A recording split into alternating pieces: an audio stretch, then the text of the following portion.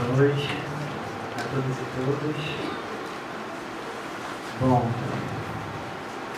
meu nome é Thiago, eu sou educador do Museu de Arte do Rio. Eu acho que eu fui chamado para a palestra errada, porque eu não sou intérprete. Eu sou usuário da língua brasileira de sinais, mas vamos lá, vamos conversar um pouco sobre. Então, a ideia hoje é trazer um pouco a perspectiva de um cenário geral sobre a Libras nos museus. Eu participo de um grupo chamado Territórios Acessíveis, que tem várias instituições culturais e museais que participam desse grupo também. Então, pensando um pouco nessa perspectiva, eu vou trazer um pouco a referência do Museu de Arte do Rio, que tem estabelecido uma relação com a comunidade surda de média 4 anos, haja visto de uma exposição que nós recebemos.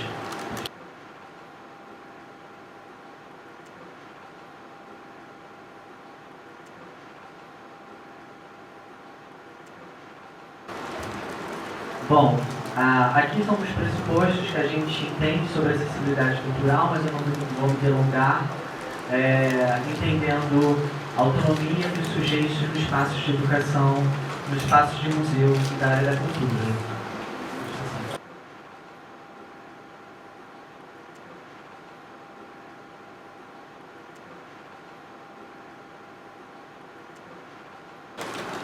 Bom, pensando um pouco numa relação identitária, os museus se constituem dentro de uma forma muito normativa do corpo dentro dos museus, né? Uma forma branca, hétera, cis, normativa, de um raciocínio ocidental, linguístico. E os museus têm se deparado com esse desafio, né? De compreensão e relação com outros grupos identitários que se conformam e se colocam no mundo a partir da sua experiência, da sua vivência. E aí eu trouxe dois estudiosos, um é o Stuart Hall e o outro a Woodward, que é uma teórica, que eles vão trabalhar sobre a ideia da diferença. E isso muito nos desloca dentro dos museus, porque pensando no museu como esse espaço que tem se conformado historicamente de forma elitista, embasam questões, porque a gente precisa dialogar com políticas que são políticas públicas e com disputa de espaços que os espaços de exposição, onde ali é um espaço grande de muitas disputas. Então, artistas, curadores, então são sujeitos que em si se colocam de uma forma teórica e academicista.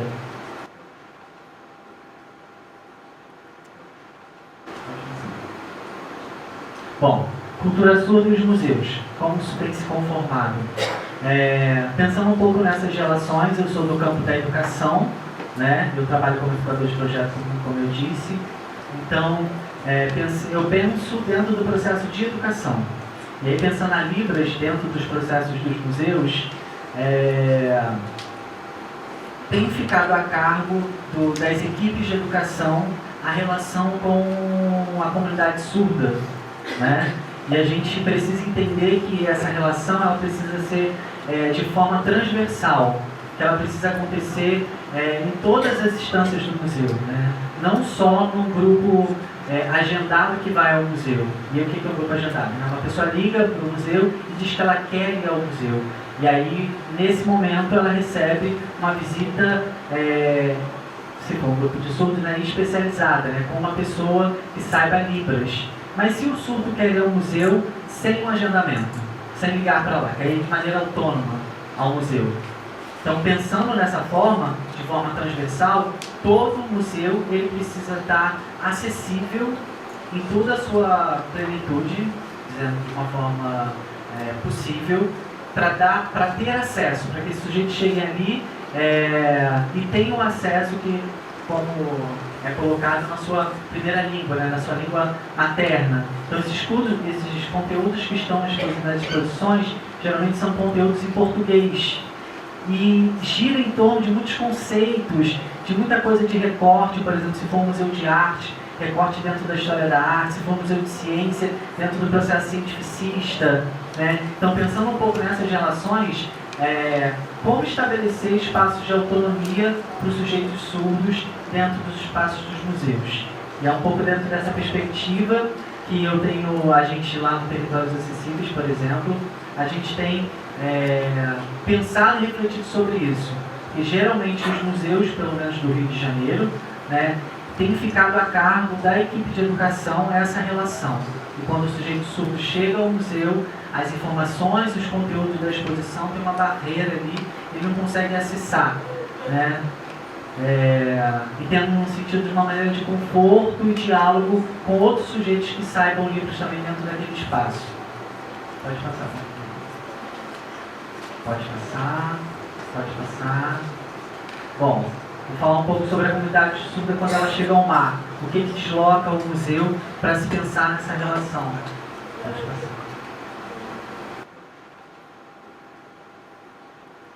Bom, nós somos um museu que é um museu público da prefeitura, ele é gerido pelo MAOES, pelo Instituto Odeon, e dentro desse sentido, a gente precisa discutir e pleitear dentro de políticas públicas. Então, as leis, elas são muito importantes no momento que a gente chega para... Então, a gente precisa contratar, sei lá, intérprete, a gente precisa contratar professor surdo, a gente precisa contratar educador surdo. Então, mas onde é que está isso? O que precisa? Então, a gente recorre às leis que são públicas, né, federais, estaduais ou municipais, para pleitear tudo o que a gente precisa dentro do campo da área de acessibilidade. Porque se não for dessa forma, a gente fica dentro de um discurso vago e a gente não consegue pleitear essas políticas públicas. Pode passar. Pode passar. E aí, dentro um pouco da perspectiva de uma escuta ativa, a nossa relação muito mais se deu primeiro, né, depois eu vou pontuar um pouco dessa relação com os intérpretes, mas muito primeiro com a comunidade surda de forma direta, com o sujeito surdo de forma direta. Então, pensando na relação com os intérpretes, a gente está construindo juntos, mas dentro desse sentido de construção e proposição, sempre vem do sujeito surdo. Então, essa foi a primeira exposição que a gente não teve no mar, chamado Por Contato. Esse é o Márcio, ele é de Recife. E esses artistas são todos de Recife. Eles vieram editar em Recife e quiseram vir para o mar para publicar, para expor, né, a mostra. E o Márcio ficou com a gente durante 3 meses, que foi quando começou o processo de pensar sobre uma prática acessível. O museu tinha inaugurado em 2014, em 2015 a gente recebe essa exposição. E aí se conversava, se falava sobre o museu, sobre o mar, mas aí Márcio ficava incomodado, porque ele falava assim, mas a gente não tem um sinal para o museu, então ele propôs a gente fazer um batismo no museu. Pode passar, por favor.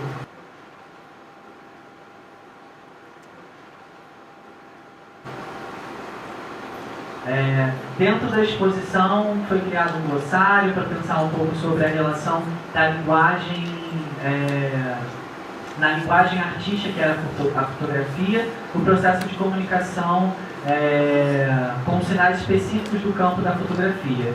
E aí Márcio propôs para fazermos um batismo.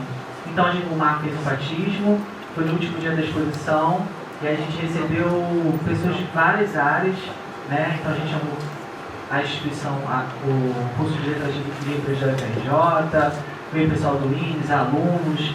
Então foi um grande evento, e aonde foi pensado esse batismo, né? Pode passar. E aí ficou esse sinal do mar, batismo. E aí, na época, então, a Clarissa Guerreira, ela colocou, poxa, mas a gente começou um trabalho tão incrível e bacana aqui, isso a gente não pode se perder. E aí foi quando propôs, já naquele mesmo momento, que continuássemos com a visita mediada com uma pessoa surda. Foi então que a gente falou assim, a gente não sabe como fazer, como é que a gente faz? E aí a gente começou a pensar juntos.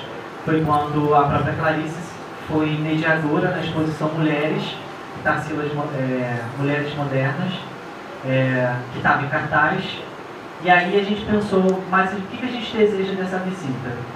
que ela seja inclusiva, né? Que consiga atender no sentido de ampliação da língua brasileira de sinais dentro do museu. Que os sujeitos que estão visitando o museu possam olhar e perceber que existe uma outra língua de circulação aqui também nesse lugar.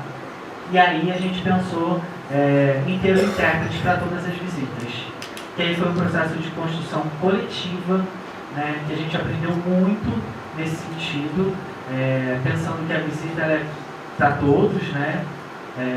E aí os intérpretes que trabalharam com a gente lá foram colocando esses processos para a gente, nesse sentido de compreender que tem um tempo e, por exemplo, conceitos que estavam sendo lidados ou trabalhados ali pelo sujeito surdo, que era especialista, por exemplo, um designer surdo, um cartunista ou um performer, esse é o sujeito que tem a especificidade da coisa. Então, ele está lidando com conceitos. Então, tinha momentos na visita que a gente parava e para tentar compreender se todo mundo estava seguindo junto, né? Então, a própria pessoa que estava mediando, a pessoa surda, ela dava esse tempo no sentido de sinal, explicar, então, o processo de ampliação do conhecimento, que não ficava restrito só a quem estava ali, mas todas as outras pessoas ouvintes que chegavam próximo para essas visitas também. Pode passar.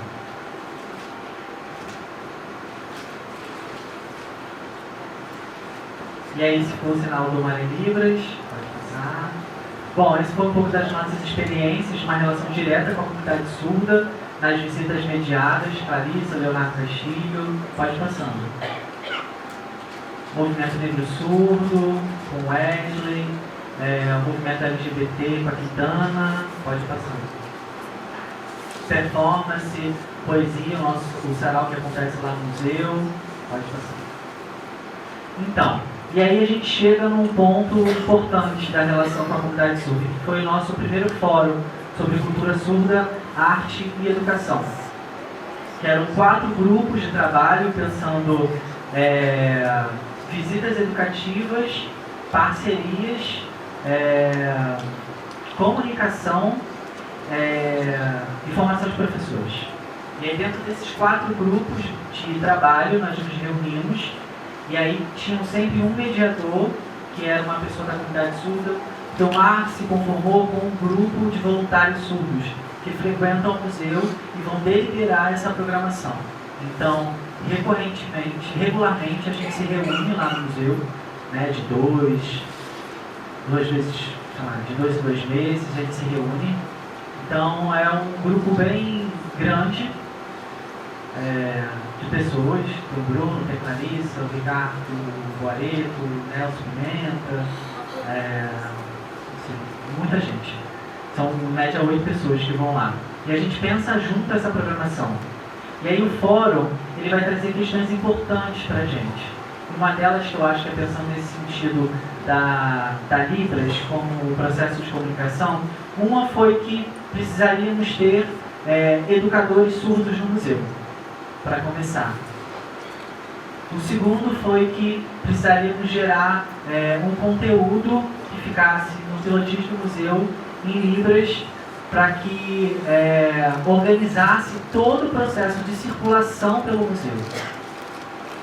A outro ponto, dentro do processo de comunicação, era que os conteúdos da exposição fossem conteúdos acessíveis, que tivessem o conteúdo em Libras na exposição e que o surdo pudesse acessar de maneira autônoma, sem precisar vir ao museu dentro do processo de agendar a visita educativa.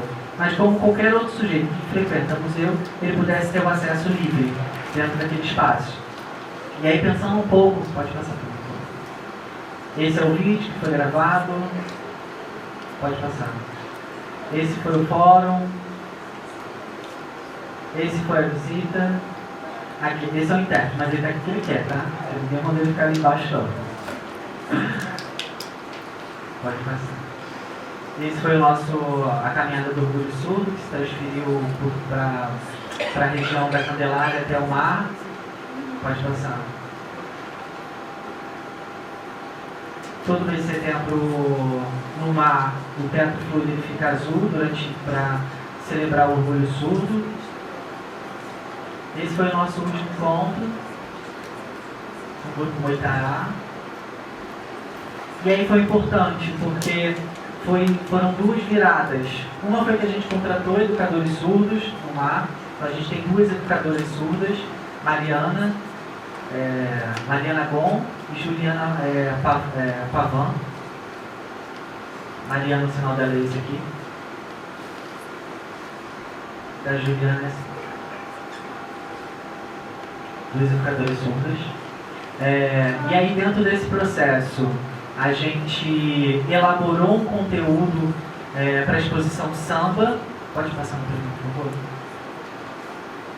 Pode passar. Pode passar. Isso. A gente elaborou os conteúdos de toda a exposição samba, que fica no terceiro andar do museu. Então, dentro do processo, quem vai deliberar como vai ser isso foi a Comissão de Voluntários Surdos, que vai dizer como é que a gente faz. E aí, por que o tempo todo que eu falo assim, como a gente faz? Porque é sempre um processo de aprender junto, né? Então, pensando um pouco nisso, foram contratadas 3 pesquisadoras surdas, né? Vanessa, acho que a gente conhece, Cintia e a Camila, para gerar o conteúdo dessa exposição. Então, nós tivemos... Qual foi a metodologia? Não sei quanto tempo a gente tem. É que eu estou um pouco correndo. Então eu vou abrir um pouco do processo da metodologia. O primeiro processo foi, dentro da comunidade surda, quem é que a gente contrata? Quem são as pessoas? Um ponto que a gente queria era que fosse todas pessoas que pesquisassem fossem negras. Isso foi um ponto.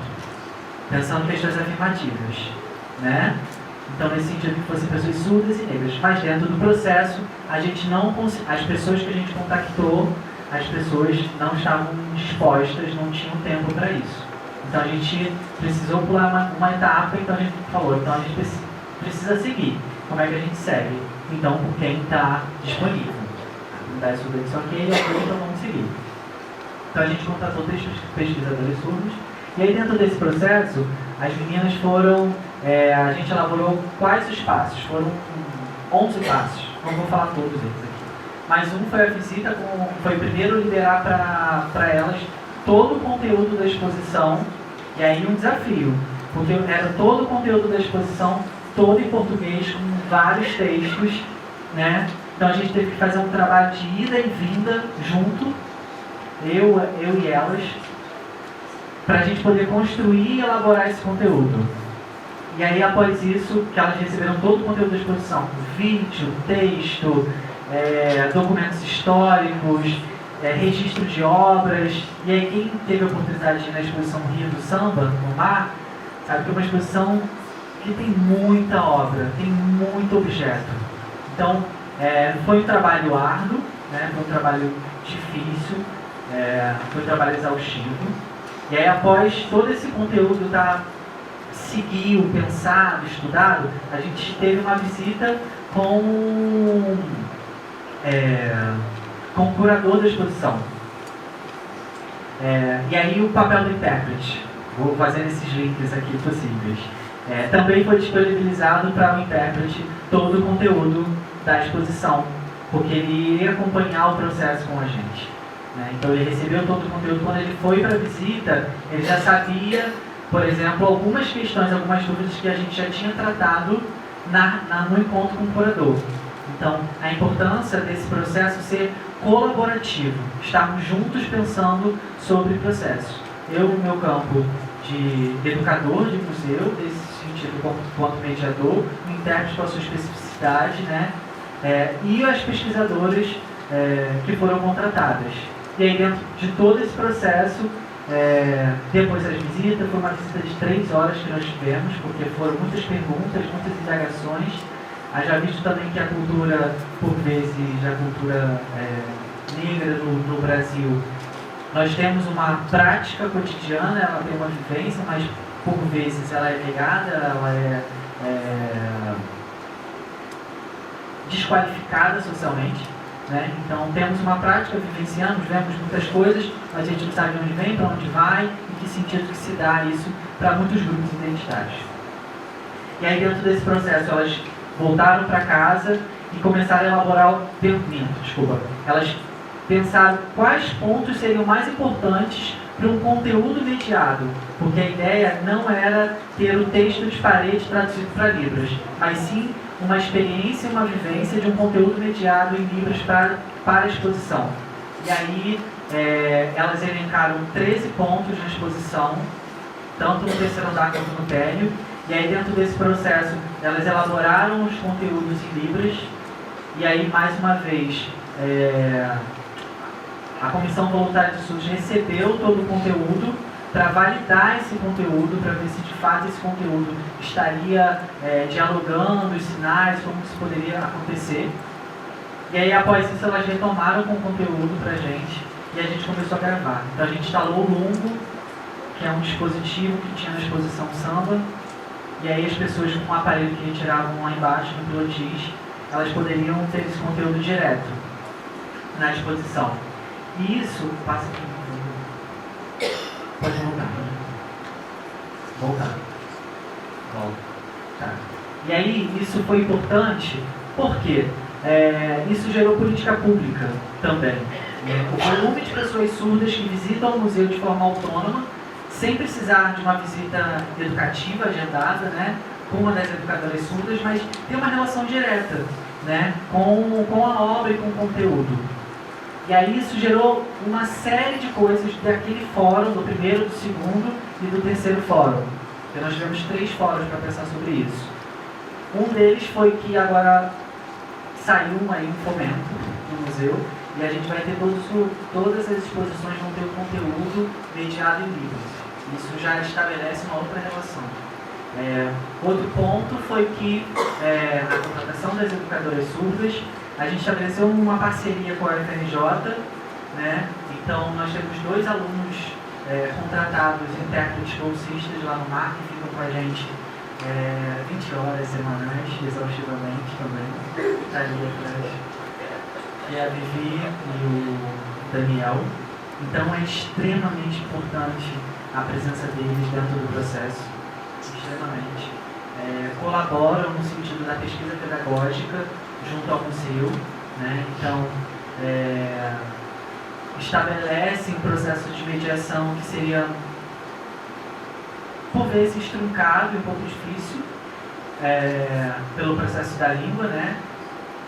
E aí, pensando um pouco nisso, o MAR também se colocou predisposto a retomar um processo que já tinha começado, que era um curso de extensão que tinha em parceria com a UFRJ, que acontecia no MAR. Então agora a gente tem um curso lá que acontece terça, quarta, quinta e sexta, 2 horas por dia. Nós temos 35 alunos por turma no curso introdutório de Libras, com 2 professoras surdas também, a Valquíria e a Cristiane Carpinteiro. Eu sempre esqueço o nome dela. Mas, então, não só os funcionários, os educadores já começam a estabelecer uma outra relação com a língua, mas também abre para o público externo, então não é só para os funcionários do museu. Então isso coloca e estabelece a Libras como uma língua de contato e uma língua de experiência dentro do museu, né? Então, desde o pessoal da faxina, brigadista, segurança, tem várias pessoas de vários setores do museu que estão no curso. E aí isso faz com que a gente consiga elaborar e estabelecer uma relação de que ainda bem que isso mudou essa perspectiva, que as pessoas por vezes diziam dar lugar de fala, ninguém dá lugar de fala, o que as instituições precisam criar lugar favorável e confortável para que as pessoas possam estar lá, né, e que elas possam se colocar. Então gera um espaço confortável para que Juliana e para que Mariana possam estar lá no museu como educadoras surdas e se colocar e circular livremente. Então, a língua estabelece um chão comum de comunicação e que a gente consegue aprender junto. Com certeza a gente consegue aprender junto. E aí, pensando um pouco dentro dos processos de relação com focando um pouco mais na relação com o intérprete, dentro das visitas educativas, a gente tem uma outra educadora também chamada Luísa. A gente sempre teve um educador que fosse educador ouvinte, né, fluente em Libras. E aí agora a gente tem uma educadora chamada Luísa, eu já falei. E a gente começou a investigar um outro modo de experiência da visita educativa, que é uma visita feita por uma pessoa surda e por uma pessoa ouvinte. E aí a gente está investigando como isso está acontecendo, né? A gente tem o Mari Libras, que ele deixou de ser um evento, né? Acontecer uma vez por mês, ele acontece todo domingo, e quem atua são elas, né? As três, né? A Mariana, a Juliana e a Luísa, nesse sentido de como que a gente consegue estabelecer uma relação metodológica, né? Pedagógica, entre uma visita que se constitui entre surdos e ouvintes. Então a gente ainda está nessa empreitada, a gente ainda está investigando como esse processo pode acontecer. Só para, de repente, compartilhar com vocês, foi dito no início que eu faço curso de especialização na FRJ de acessibilidade de espaços culturais, e aí eu vou publicar um artigo falando um pouco de como o MAR se deslocou para estabelecer uma relação outra com um grupo identitário, que esse grupo que é a comunidade surda.